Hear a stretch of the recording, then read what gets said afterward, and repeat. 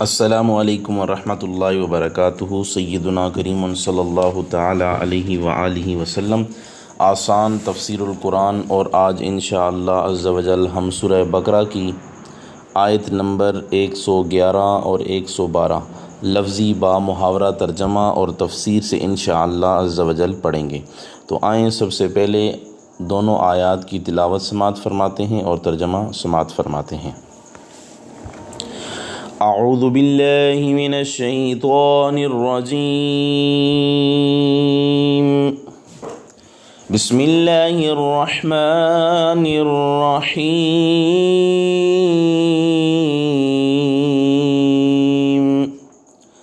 وقالوا لن يدخل الجنة إلا من كان هودا أو نصارى تلك أمانيهم قل هاتوا برهانكم إن كنتم صادقين۔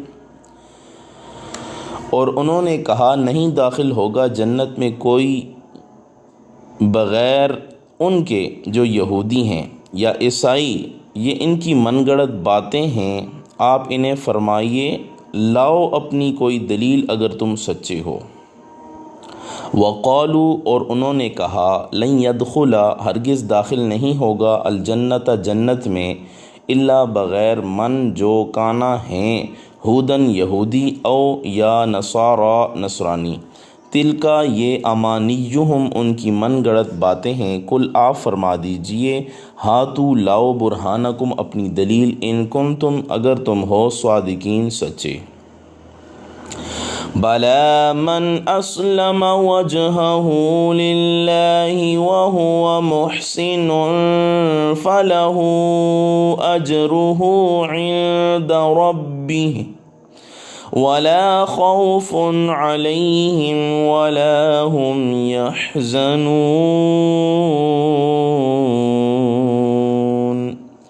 ہاں، جس نے بھی جھکا دیا اپنے آپ کو اللہ تعالیٰ کے لیے اور وہ مخلص بھی ہو، تو اس کے لیے اس کا اجر ہے اپنے رب کے پاس، نہ کوئی خوف ہے انہیں، نہ وہ غمگین ہوں گے۔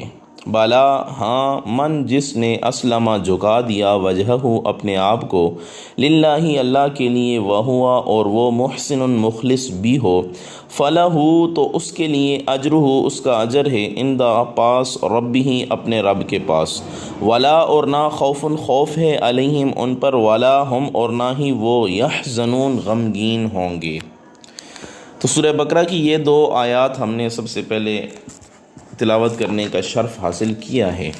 اب جانتے ہیں کہ ان دو آیات کا تعلق پچھلی آیات سے کیا ہے۔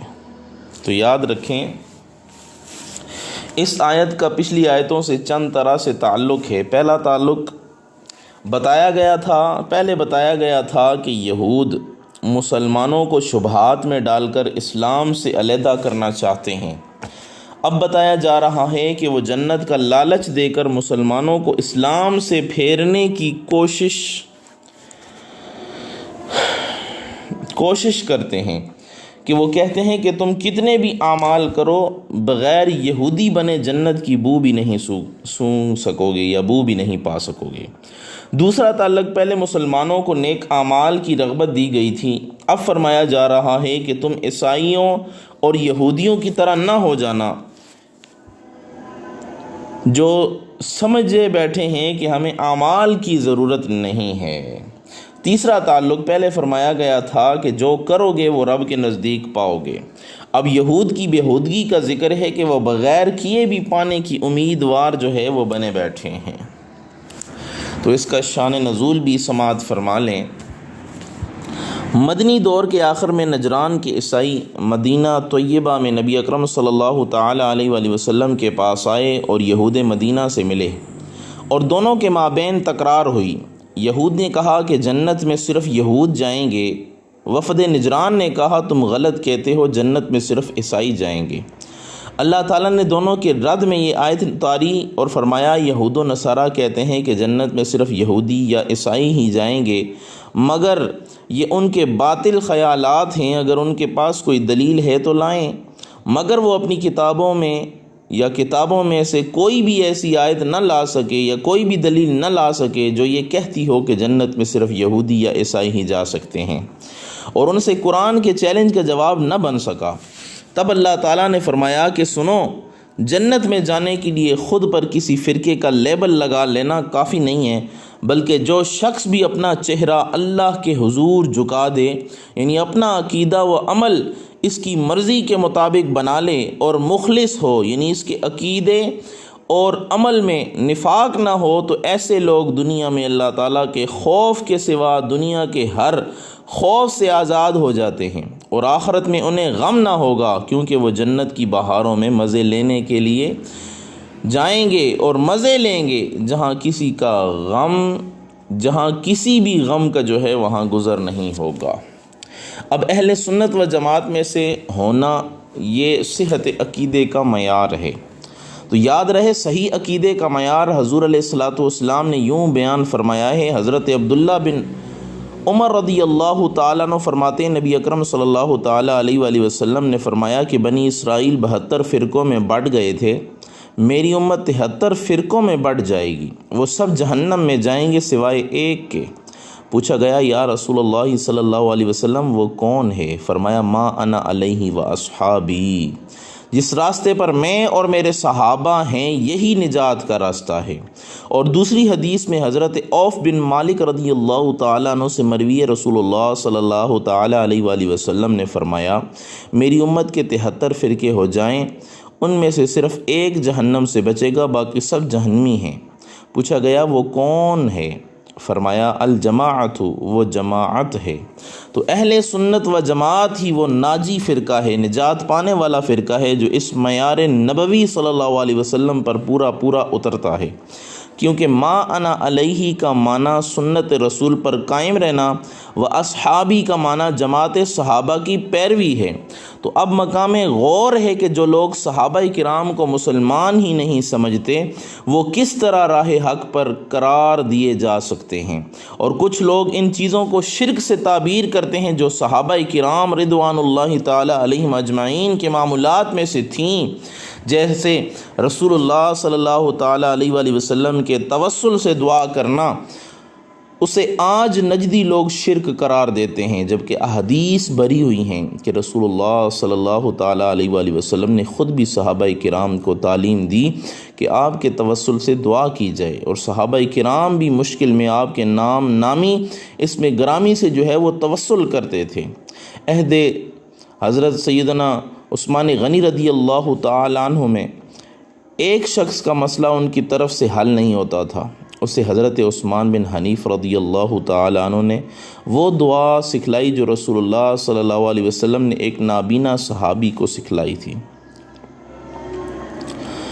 وہ دعا اللہم انی اسألک اتوجہ الیک بنبیک محمد النبی رحمہ ان تقضی لی حاجتی یا محمد انی اتوجہ بک الی ربی فی حاجتی ھذا، یعنی اے اللہ میں تیری بارگاہ میں تیرے رحمت والے نبی محمد مصطفیٰ صلی اللہ علیہ وسلم کے ذریعے سے دعا کرتا ہوں کہ تو میری اس حاجت کو پورا فرما دے، اور اے محمد صلی اللہ علیہ وسلم میں آپ کے وسیلے سے دعا کرتا ہوں کہ میری یہ حاجت پوری ہو۔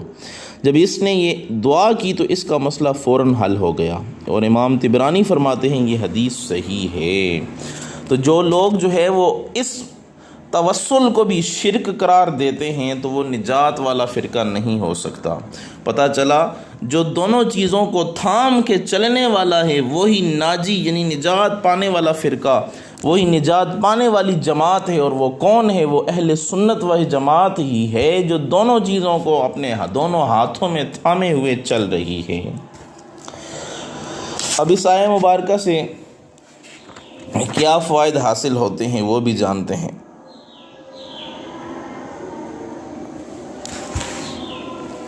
اس آیت سے چند فائدے حاصل ہوئے۔ پہلا فائدہ، عقائد اور اعمال سے کوئی بھی مستغنی نہیں، نبی زادہ ہو، پیر زادہ ہو، سید زادہ ہو، شاہ زادہ ہو، مولوی زادہ، جو بھی بے ایمان ہو جہنمی ہے۔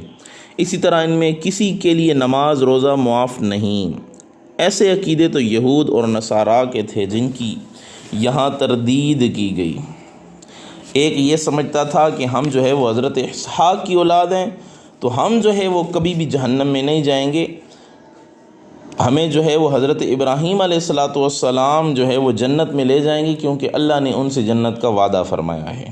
اور دوسرے یہ سمجھتے تھے کہ حضرت عیسیٰ علیہ السلام نے ہمارے گناہوں کے کفارے کے لیے جو ہے وہ خود کو سولی جو ہے وہ ہمارے لیے دے دیا، ہمارے گناہوں کا کفارہ بن چکا ہے، اب جو ہے وہ ہم جہنم میں جانے والے نہیں ہیں۔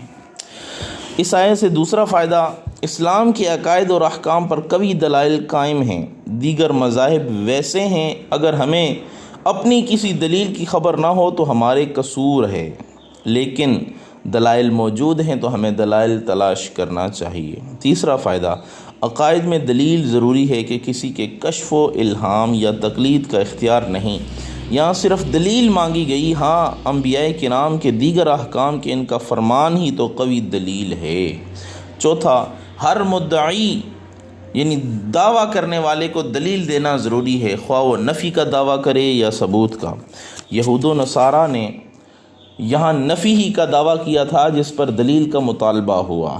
پانچواں فائدہ، اعمال پر ایمان مقدم ہے کہ بعض صورتوں میں بغیر عمل نجات ہو سکتی ہے، لیکن بغیر ایمان نجات جو ہے ناممکن ہے۔ چھٹا فائدہ، تمام اعضاء میں چہرہ اشرف اور افضل ہے اور ساری عبادات میں سجدہ اعلیٰ۔ ساتواں فائدہ، نیک اعمال جب ہی مفید ہوں گے جب شریعت کے مطابق ہوں گے، اسی واسطے فرمایا گیا وَهُوَ مُحْسِنٌ کہ وہ مخلص بھی ہو۔ آٹھواں فائدہ، صحابہ کا جنتی ہونا قطعی یقینی ہے، برہانی ہے۔ رب فرماتا ہے وَكُلًّا وَعَدَ اللَّهُ الْحُسْنَىٰ، اب جو انہیں جنتی نہ مانے وہ قرآن کی صریح آیت ان کے کفر کی جو ہے وہ پیش کرے، پھر جو ہے وہ ہم مانیں گے کہ ہاں وہ اپنے دلیل میں یا اپنے دعوے میں سچا ہے۔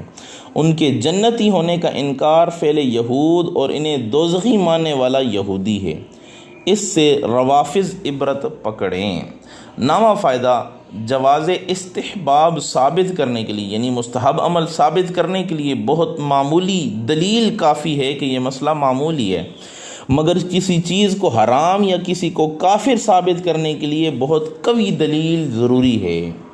دیکھو، یہود سے برہان مانگی گئی، دلیل مانگی گئی، اس لیے نجدی یا وہابی لوگ بھی عبرت پکڑیں جو ہم سے جواز استحباب کے لیے قرآن یا حدیث مانگتے ہیں کہ یہ مستحب ہے تو اس کی دلیل دیں، اور خود بلا دلیل ہر بات کو حرام کہہ دیتے ہیں، اور بزرگان دین کے جو عرس میلاد وغیرہ یا اس طرح کی چیزیں ہیں ان کو جو ہے وہ حرام قرار دیتے ہیں، تو حرام کے لیے دلیل کا ہونا ضروری ہے، پہلے دلیل لائیں۔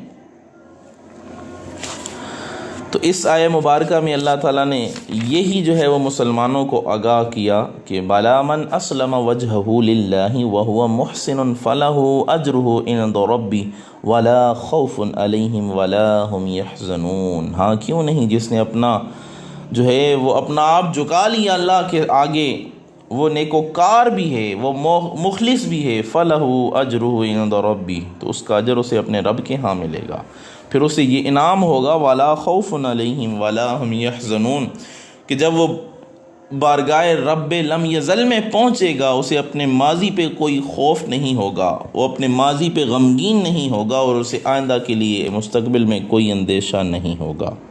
اللہ سے دعا ہے اللہ تعالی ہم سب کو کریمہ کا صلی اللہ تعالی علیہ وآلہ وسلم کی سنتوں کو زندہ کرنے والا بنائے، آمین برحمتک یا ارحم الراحمین۔